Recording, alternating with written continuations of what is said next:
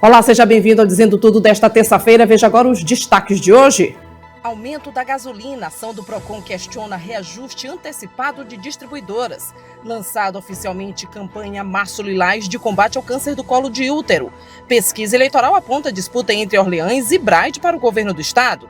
E mais, pauta trancada na Assembleia Legislativa até a apreciação de medida provisória de autoria do Executivo Estadual. Tudo isso e mais, agora no Dizendo Tudo, que já está no ar.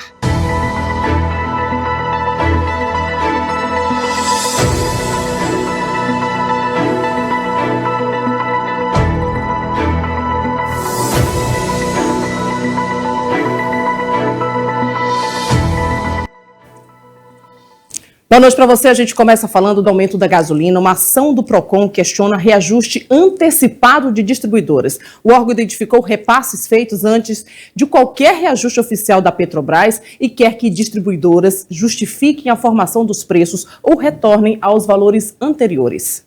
Sem anúncio oficial de reajuste nacional, o preço da gasolina e do diesel já subiu em alguns postos. No Maranhão, o Procon intensificou a fiscalização para apurar possíveis aumentos abusivos. Na semana passada, identificamos que alguns postos começaram a reajustar os valores do combustível para o consumidor sem qualquer tipo de justificativa. Na nossa fiscalização, identificamos que algumas distribuidoras já estavam repassando aumento ao consumidor sem qualquer manifestação ou autorização da Petrobras. A cadeia de consumo é uma cadeia bastante complexa, existe o conflito que todo mundo está acompanhando no Oriente Médio, mas ainda não há nenhuma atualização concreta da Petrobras para reajuste de preço dos combustíveis aqui no estado do Maranhão. Para quem depende do carro no dia a dia, qualquer mudança no valor do bolso pesa. Por essa razão, estamos ingressando com uma ação civil pública contra todas essas distribuidoras onde nós flagramos aí o repasse desse aumento para os postos,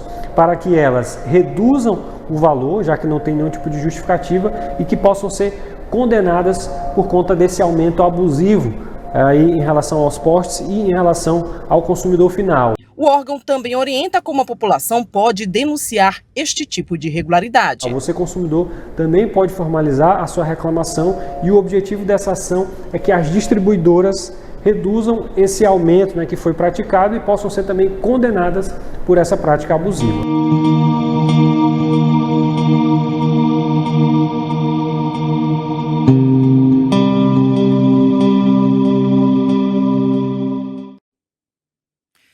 Um homem de 20 anos foi preso no final da tarde de ontem, inclusive suspeito de abusar sexualmente e engravidar a própria irmã de 11 anos. A prisão preventiva foi realizada pela Delegacia de Proteção à Criança e ao Adolescente. Segundo a corporação, o caso chegou aos investigadores depois que a mãe da vítima buscou atendimento médico para que a filha após a menina passar mal. Durante a consulta, os profissionais identificaram que a menina estava grávida de 27 semanas. Diante desse fato, a mãe denunciou o caso à polícia. Segundo a Polícia Civil, laudos de análise psicossocial feitos pelo Instituto de Perícia da Criança e Adolescente confirmaram que a menina tem traumas psicológicos profundos diretamente ligados aos abusos sofridos.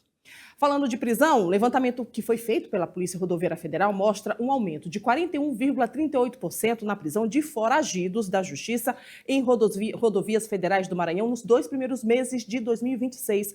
Entre 1º de janeiro e 28 de fevereiro, 41 pessoas com mandados de prisão em aberto foram capturadas durante fiscalizações realizadas pela PRF. No mesmo período de 2025, foram registradas 29 prisões de foragidos. O aumento está diretamente relacionado à ampliação do esforço operacional no Maranhão. As fiscalizações nas rodovias federais foram intensificadas e foi identificado o crescimento significativo em diversos indicadores de atuação policial. Entre janeiro e fevereiro de 2026, a PRF fiscalizou 27.766 veículos, contra 21.457 no mesmo período de 2025, o que representa um aumento de 29,42%. Um aumento bem expressivo, foi mais de 41% nos meses de janeiro e fevereiro, quando comparado ao mesmo período do ano passado. E a gente acredita que está relativamente ali vinculado ao aumento de esforço empregado pela própria Polícia Rodoviária Federal.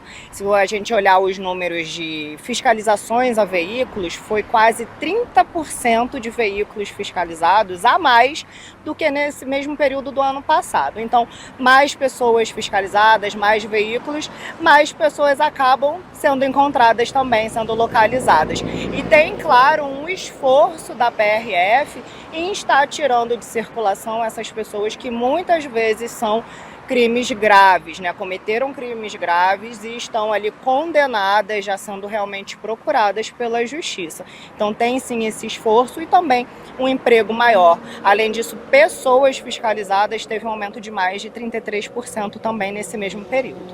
O número de pessoas fiscalizadas também aumentou, passando de 27 mil para 36 mil, um aumento de 30%.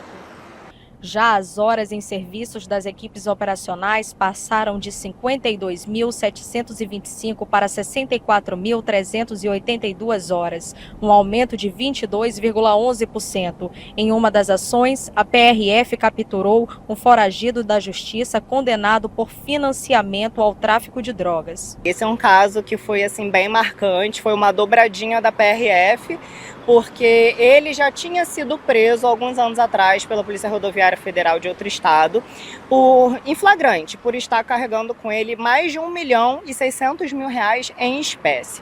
Então ali ele foi conduzido em flagrante e essa prisão em flagrante que deu início ao inquérito policial, uma investigação, o processo judicial e a condenação dele. Então ele já teve ali a condenação definitiva por financiamento ao tráfico de drogas. E quando ele já era considerado foragido, estava dentro do Maranhão, a Polícia Rodoviária Federal interceptou o veículo que ele estava e o prendeu e conseguiu dar o cumprimento ali a essa medida judicial. Foi aberta oficialmente a campanha Março Lilás com o tema Informação que Protege, Prevenção que Salva. A mobilização tem como foco a conscientização e prevenção do câncer ao colo do útero. O Instituto Nacional do Câncer estima que o Maranhão vai registrar 8.500 novos casos de câncer do colo do útero somente em 2026. Trata-se da segunda malignidade mais comum na população feminina da região Nordeste. Para discutir e avançar com foco na conscientização e prevenção sobre a incidência desse tipo de câncer, foi aberta a campanha Março Lilás, que esse ano terá o tema Informação que Protege, Prevenção que Salva. A cerimônia foi promovida no auditório Fernando Falcão, da Assembleia Legislativa do Estado. Além da gente vir falar da questão do contexto do cuidado integral da saúde dessa mulher, a gente traz também a campanha, né, que ela é extremamente oportuna, que é do câncer do colo do útero. Ainda temos um indicador um pouco elevado no nosso estado. A gente vem buscando estratégia junto aos municípios. Então aqui hoje estamos com todos os municípios participando. E também quando a gente fala de HPV, a gente traz o contexto de preventivo, da utilização do preservativo e traz o contexto da imunização. A programação de abertura incluiu a realização do 4º Seminário Estadual de Saúde das Mulheres, um espaço de debate sobre políticas públicas e estratégias de atenção integral à saúde delas no Sistema Único de Saúde. O encontro reuniu gestores, profissionais de saúde, pesquisadores e representantes da sociedade civil para discutir caminhos que ampliem o acesso aos serviços e fortaleçam a rede de cuidado às mulheres. É de extremamente importância esse seminário, em que vem nos trazer mais conhecimento sobre, principalmente, a campanha do Março Lilás, que é a prevenção do colo do útero, para que assim possamos estar focalizando nesse grande crescimento que temos no nosso estado, para estagnar. Então, é necessário sempre esses seminários, esses momentos, para que levamos para as nossas mulheres, principalmente aqui representando as matinenses, para que dê fim nesse grande crescimento que tem no nosso Maranhão, que é o câncer do colo de útero. É de suma importância a participação do município, porque cada município, principalmente os de pequeno porte, ele tem muita carência em relação aos cuidados e essas atividades de prevenção com a saúde da mulher. E hoje está em foco principalmente a saúde física, como a saúde mental e também as orientações para as mulheres poderem estar se prevenindo de violência, que é o grande dilema desse período.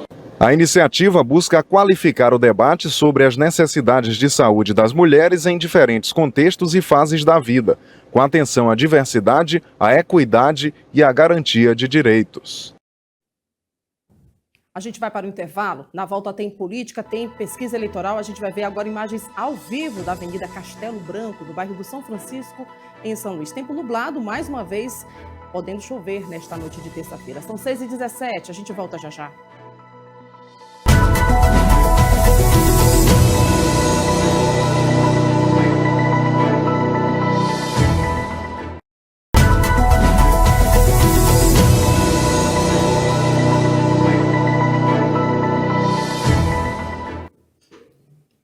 De volta e direto com imagens do fim desta tarde de terça-feira na cidade de Imperatriz. São 6h20, bairro Planalto, na região tocantina. A gente volta agora falando sobre política. A gente vai agora direto para uma entrevista com o deputado Dr. Iglesio, ele que é deputado estadual, pré-candidato a deputado federal, para trazer informações não somente da corrida eleitoral, mas principalmente daquele debate dentro da Assembleia Legislativa. Muito obrigado por aceitar o convite, por esclarecer para a gente. Muito boa noite para o senhor. Boa noite, Daniela.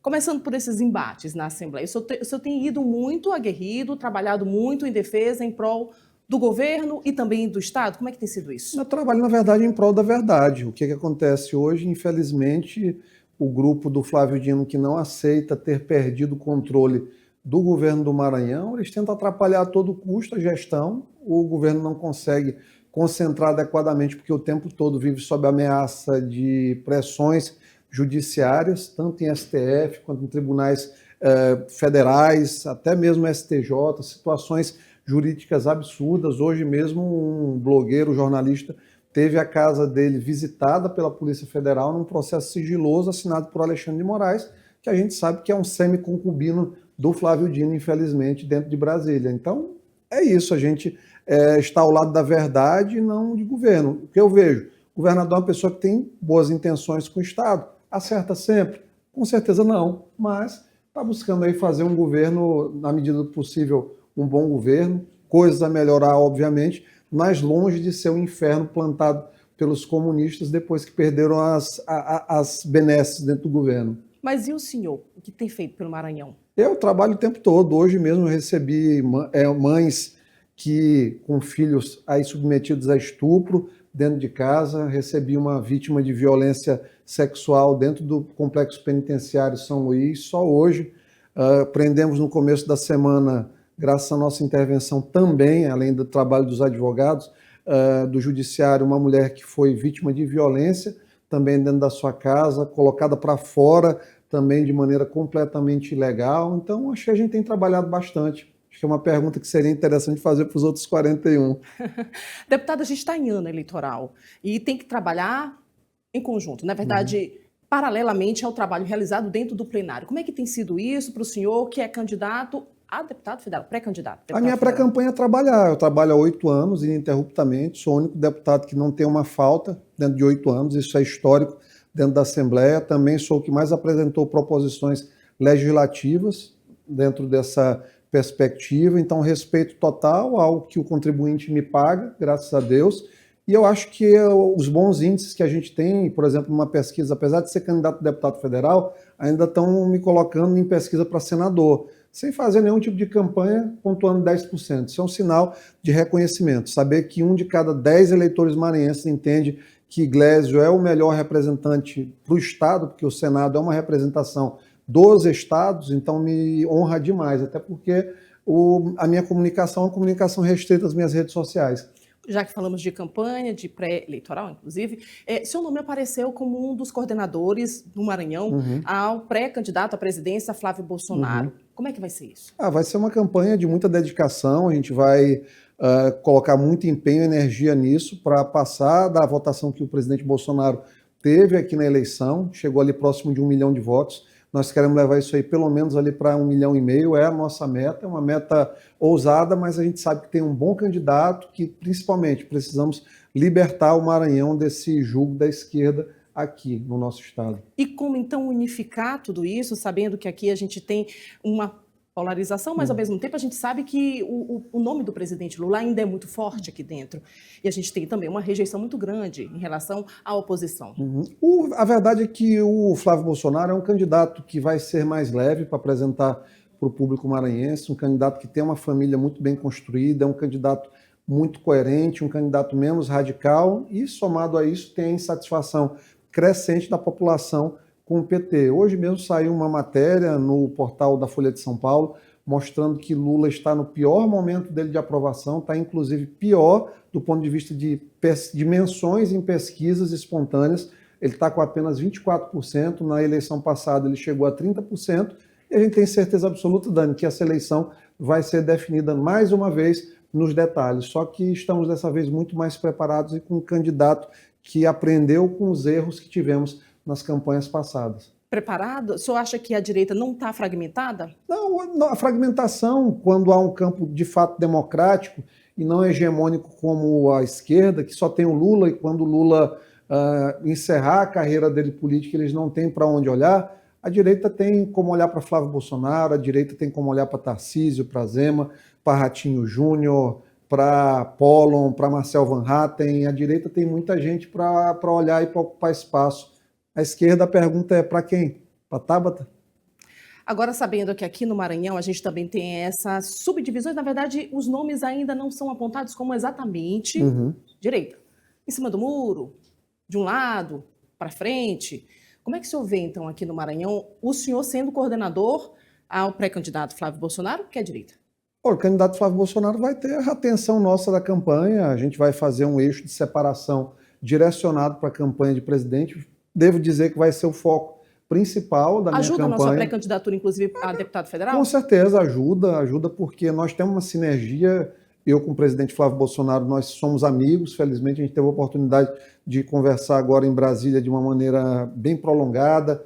Fomos lá do Senado para o Partido Liberal, para a sede do Partido Liberal, reunimos com o senador Rogério Marinho, trouxemos aí muitas ideias boas e levamos, obviamente, um diagnóstico do que é essa pré-campanha aqui no Maranhão, e logo a gente vai estar aí na rua fazendo a melhor pré-campanha possível, claro, contando com a ajuda de todos da direita. É normal, a direita aqui é um pouco fragmentada, mas a gente espera muita maturidade de todos para saber que precisamos de mais pessoas para coordenar essa campanha, para estarem juntos, porque com certeza a gente vai mais longe.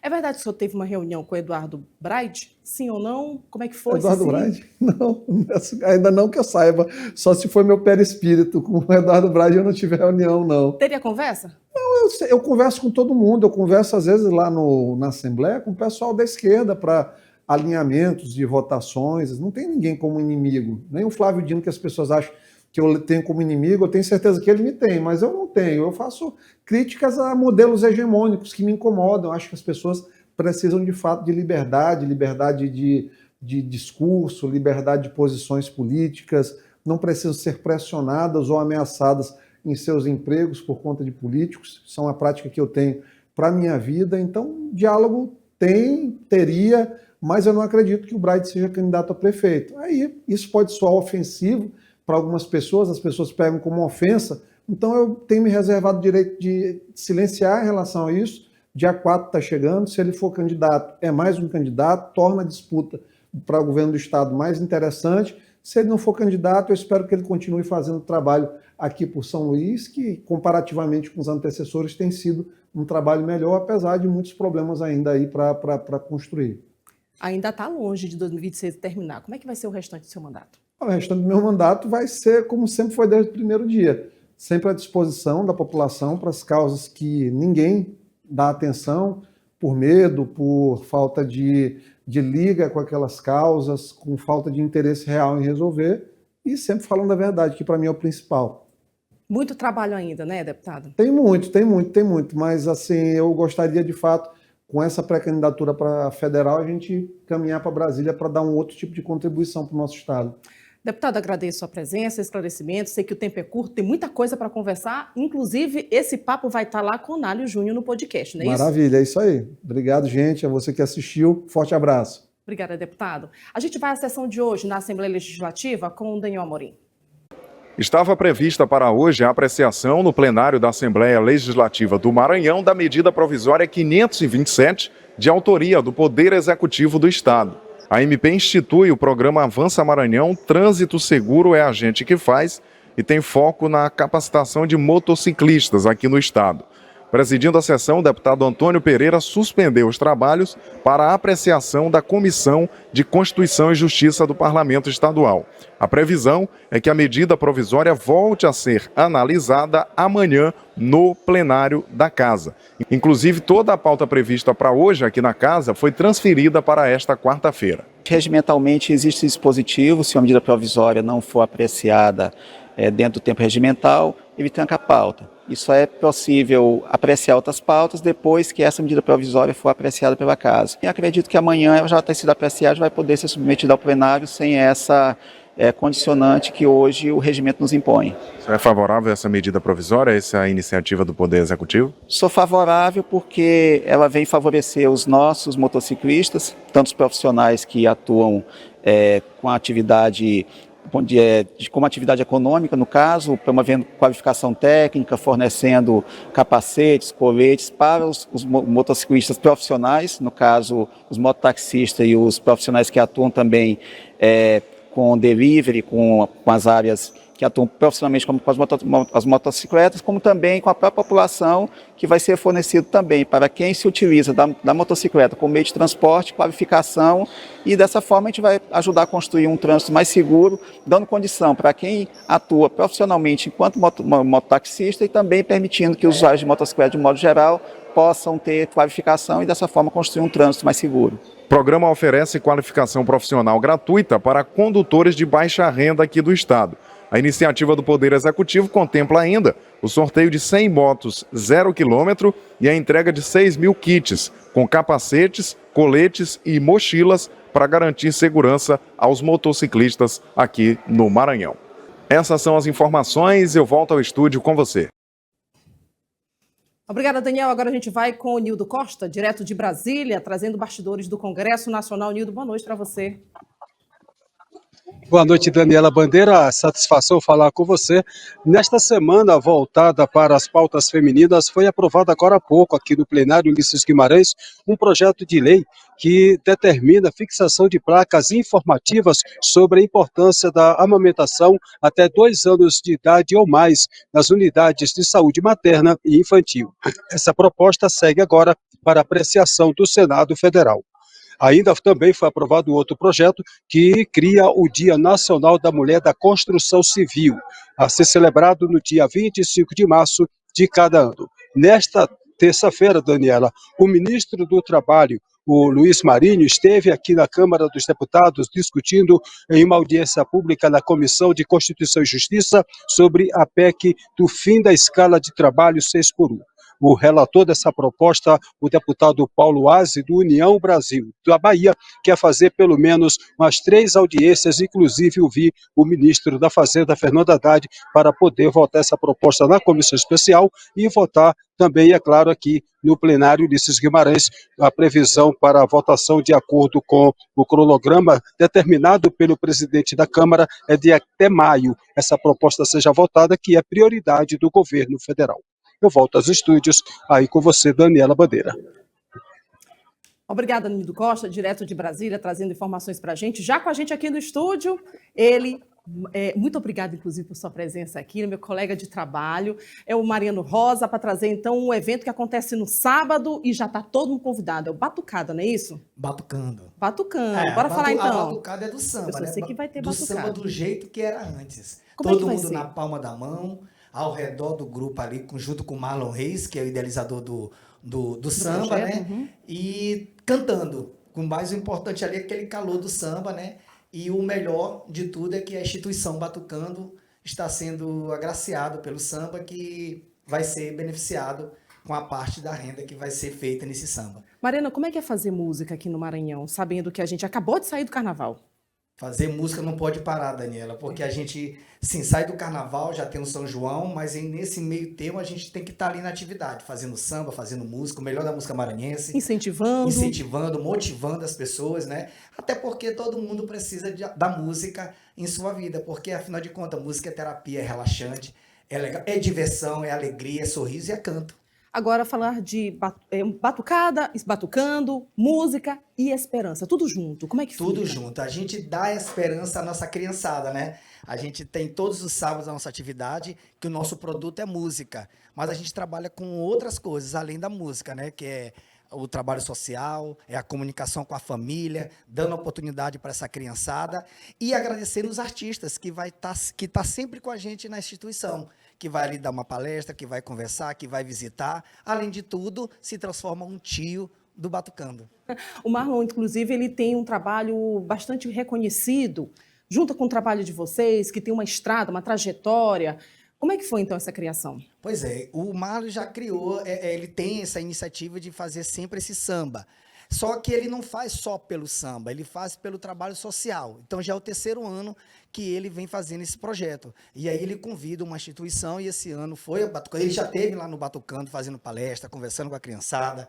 E aí ele pensou, não, esse ano eu vou premiar o Batucando. E aí, então o Batucando foi convidado e a gente está aí sempre precisando desse apoio dos tios, precisando dos apoios dos artistas, das instituições, tanto privada como governamental, porque o mais importante, a nossa visão é para as crianças.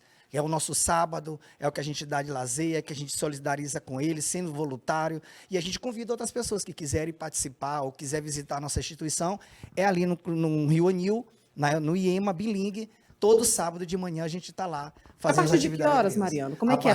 Pode entrar aberta gratuitamente? Como é que vai ser? Pode. A gente hoje trabalha com 100 crianças, a gente tem editais para convidar os profissionais que queiram ser voluntários, a gente convida os voluntários que queiram, independente dos editais, que vá na instituição, que se, por exemplo, quer ser voluntário, então se junta com a gente, que a gente agradece. E as crianças agradecem cada vez mais ainda. IEMA Bilingue, que ali fica no Rio Anil. Ali próximo ao hospital, entre Bequimão, ali... Bem facinho. Bem facinho, é bem na avenida mesmo. Gente, dá para encontrar pelo localizador, bem fácil. Exatamente. Então a gente convida todo mundo pro samba agora dia 14, que fica ali no Turu, no São Martins. Pronto. Tá entendendo? Não perca essa oportunidade de curtir um bom samba do jeito que era antes. Na palma da mão, no gogó e no samba no pé. Então o São Martins vai ser quando? Dia 14. Dia 14. Qual horário? A partir das 16 horas. E Daniela, tu nem sabe. E lá vai ser festejado o meu aniversário, porque já domingo já tô, ó, tô já convidando todo mundo para se divertir comigo, com Marlon Reis, o Samba de Reis, e tem várias participações, viu? Nós temos Tássia Campos, uma grande cantora maranhense, nós temos Jorginho Tupã, nós temos o DJ Drilock, tá entendendo? Então, e é o interessante do samba que a gente está fazendo a diversidade, tá indo cada estilo diferente para poder brilhantar esse samba o samba de Reis, o Marlon Reis, né, com a ideia da batucada, do samba do jeito que era antes, e, além de tudo, apreciando a instituição Batucando a Esperança. Então, tá todo mundo convidado? Todo mundo convidado, vamos lá, vamos curtir. Ah, Daniela, faltou uma coisinha. Olha, os ingressos, vocês podem acessar nossas redes, está lá o link, é só R$20. Qual é o Instagram? O Instagram é o @instituição Batucando a Esperança, ou pode ir na instituição, ou pode ir na rede social de Marlon Reis, do Samba de Reis, é só R$20. A parte dessa renda vai para a instituição Batucando, que é para a gente curtir o dia de lazer dessa criançada. Show de bola, Mariana. Muito obrigada. Vamos lá, Daniela. A gente se encontra mais tarde, ou então amanhã, no trabalho, em outro trabalho. A gente vai estar se encontrando todos os dias e no dia do samba. Vou lá. Tamo lá, tamo junto. É isso, gente. Muito obrigada, então, por sua presença aqui no Dizendo Tudo desta terça-feira. A gente volta amanhã, lembrando que meio-dia tem Hora News com Análio Júnior. A gente espera você amanhã aqui. Tchau.